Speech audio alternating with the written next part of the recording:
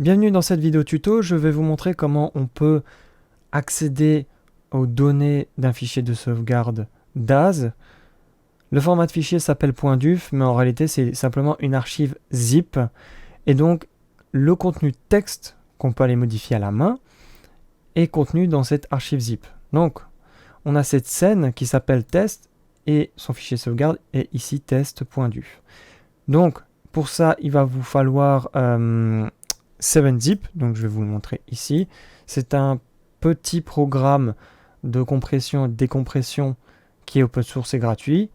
Donc là, vous l'avez sous Windows, version 64 bits ou 32 en fonction de ce que vous avez. Vous le téléchargez, vous l'installez.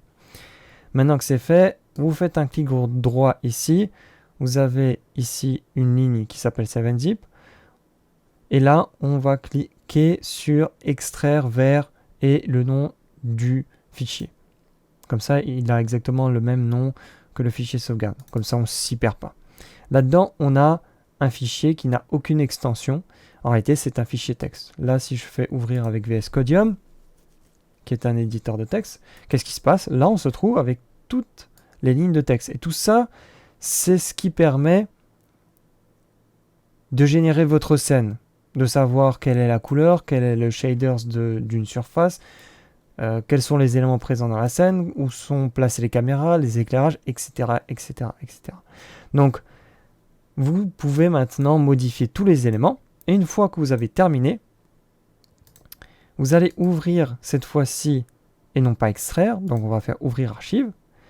On va prendre l'élément modifié, qui est neuf, et on va simplement le glisser-déposer. On va cliquer sur oui, et là, vous pouvez fermer. Et à ce moment-là, si je double-clique dessus, il ne se passe absolument rien puisque on a rezippé une archive zip au format entre guillemets DUF.